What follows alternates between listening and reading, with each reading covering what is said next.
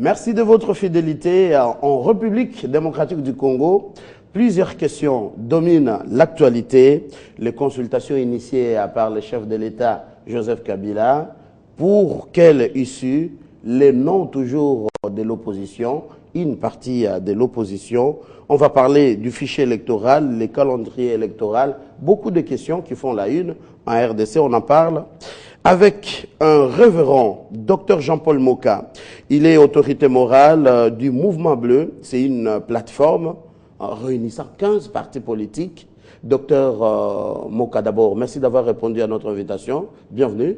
Merci de m'avoir invité. Ah voilà. Autorité morale de cette grande plateforme des 15 partis politiques, de l'opposition, de la majorité? C'est justement ça notre particularité. Nous ne sommes ni de la majorité ni de l'opposition. Oh. Oui, voilà. Nous sommes vraiment des indépendants? Non, pas du tout. Nous sommes des centristes. Des centristes. C'est-à-dire que nous considérons qu'on trouve aussi bien des personnes bonnes dans l'opposition que dans la majorité. De la même manière, on trouve des mauvais fruits dans la majorité comme dans l'opposition. Nous considérons que dans la tradition africaine, où quand il y a un problème, on ne le traite pas selon une majorité, une opposition. Voilà. On le traite sous l'arbre de la palabre, voilà, dans un esprit de cohésion et de consensus. C'est donc dans cette tradition millénaire africaine que nous nous cheminons et nous pensons d'ailleurs que le Congolais ne se classifie pas selon la majorité et l'opposition, qui est un concept occidentale. Ou c'est la peur, par exemple, vous vous dites sortir avec cette casquette de la majorité, c'est cautionner peut-être ce que les peuples leur demandent, que la majorité n'a pas fait. Non, pas du tout. Pas du tout. Il faut bien être honnête. Il y a des très bonnes choses que la majorité accomplit.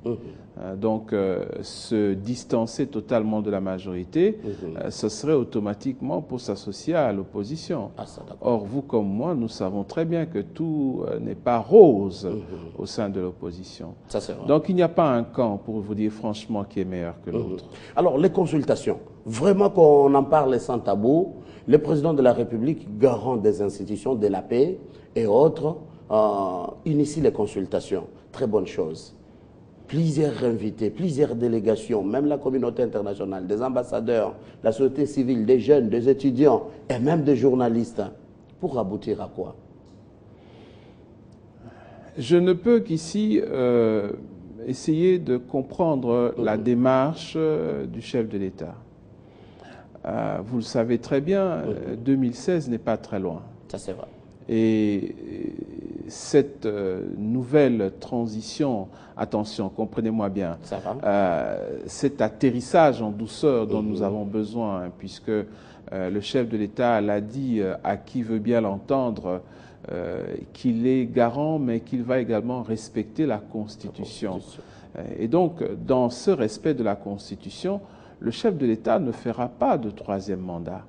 Je ne sais pas pourquoi est-ce qu'on spécule et qu'on continue à tergiverser, à exprimer ses peurs, ses frustrations, on lui demande de les dire, qu'il les dise lui-même. Mais comment voulez-vous qu'il le dise autrement que comme il l'a dit lui-même? Si vous me dites aujourd'hui que moi, je respecte la Bible, mais quelle autre question je peux vous poser? La Bible, elle est écrite et les prescrits de la Bible sont connus. Les prescrits de la Constitution sont connus. Là, c'est clair. Voilà. Donc, que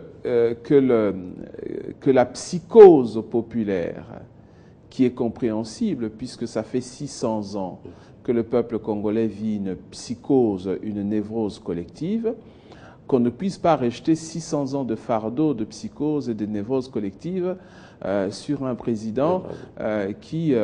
pour la première fois dans notre histoire, décide de faire les choses en homme de parole, c'est-à-dire en terminant son mandat tel que prévu par la Constitution.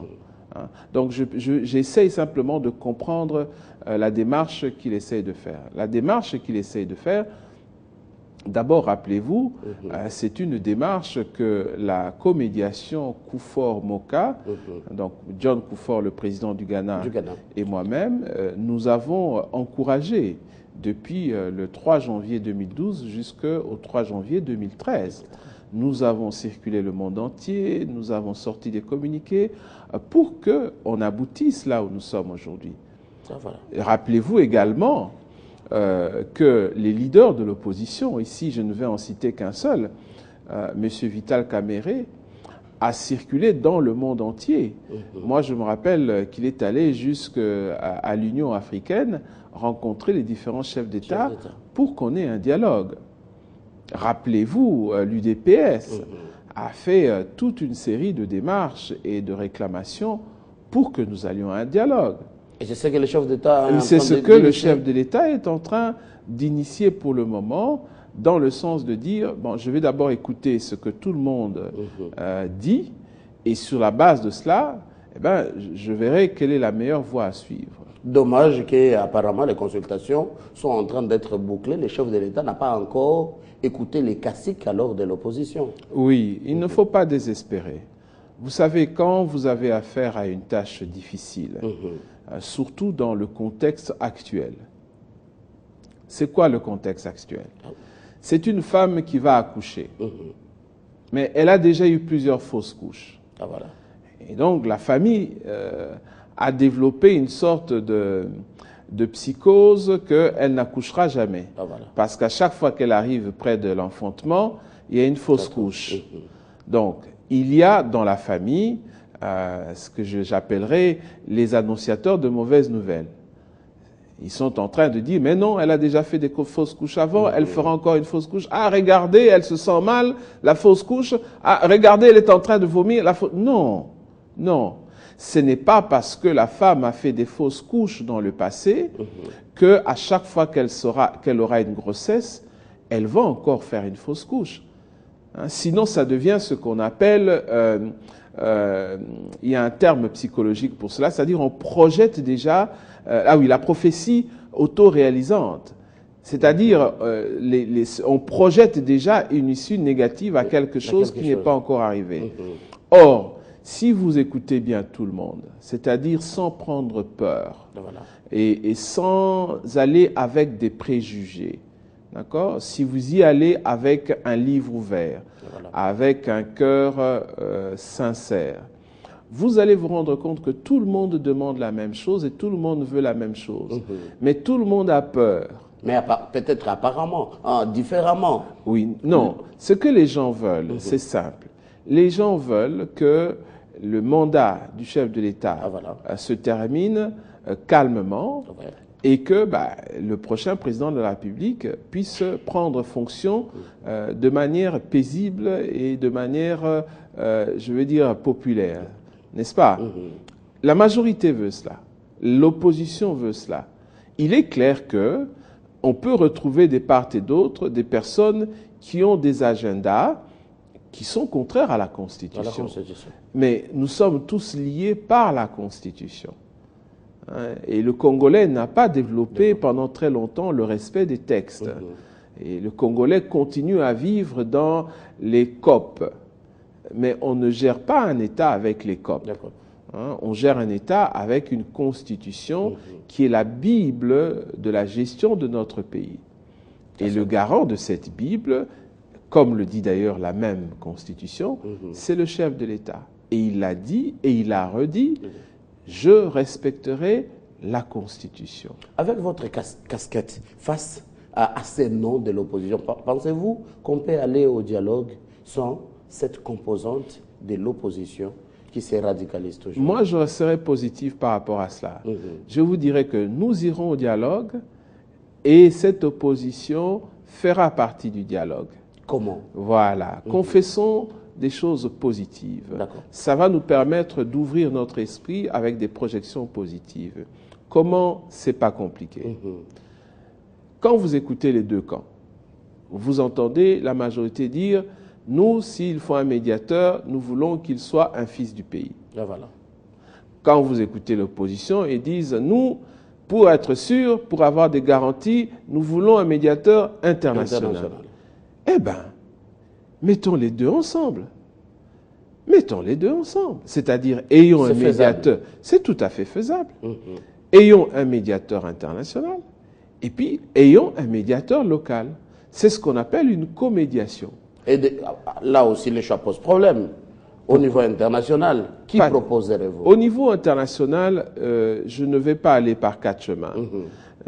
La proposition qui a été faite de M. Kobler, vous le savez comme moi, n'est pas acceptable pour la majorité. Voilà. N'est-ce pas? Bon, moi je propose quelque chose que j'ai déjà proposé dans le passé et pour lequel nous n'avons eu que des encouragements et de l'adhésion.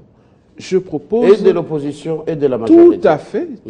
Et de la majorité et de la communauté internationale. Je propose M. John Adjekoum Kufuor, qui a fait ses 2 mandats comme président du Ghana et qui a laissé une très bonne réputation derrière lui.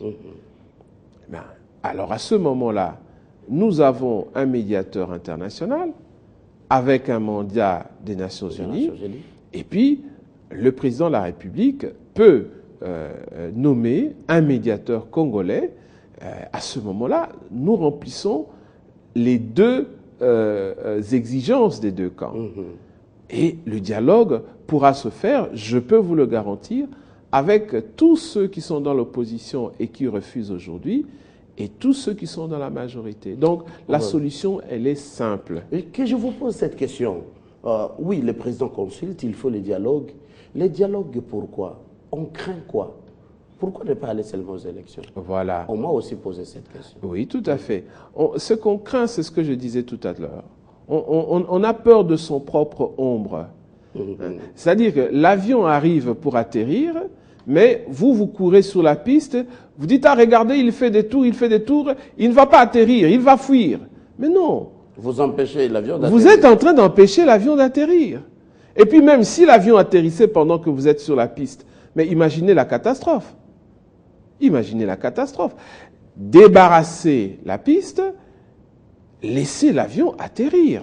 Alors qu'on le dise clairement, parce qu'en regardant la publication du calendrier électoral, l'opposition a crié, oui c'est bien, on demandait un calendrier global, mais ça c'est pas réaliste. C'est un scrutin dans moins de 2 ans. Ça, ce sont des sujets qui peuvent être discutés justement lors du dialogue. D'accord. Le dialogue sert à cela. Peut-être que vous êtes un homme marié, en tout cas moi je le suis. Je le suis aussi. Voilà. Vous savez qu'on peut avoir soi-même ses propres certitudes, mais quand on écoute aussi les certitudes de la femme, on se rend compte que non, il y a là un terrain d'entente qu'il faut trouver qui ne correspond ni à ses certitudes, ni à la certitude de la femme. C'est ce qu'on appelle l'esprit de consensus. C'est cela l'esprit même de dialogue. Vous comprenez? Alors, donc, sur ce même plateau, j'ai reçu, pour les citer, les porte-paroles de l'UNC, parce que vous avez évoqué ici Vital Kamerhe, président de ces partis politiques, qui dit les dialogues, il a utilisé un terme à Lingala, quand on dit Nzombo le soir pour la majorité présidentielle. Vous avez tout essayé pour le glissement, pour rallonger les mandats du président Joseph Kabila, vous n'avez pas réussi. Maintenant, les dialogues risquent d'être ces Nzombo le soir.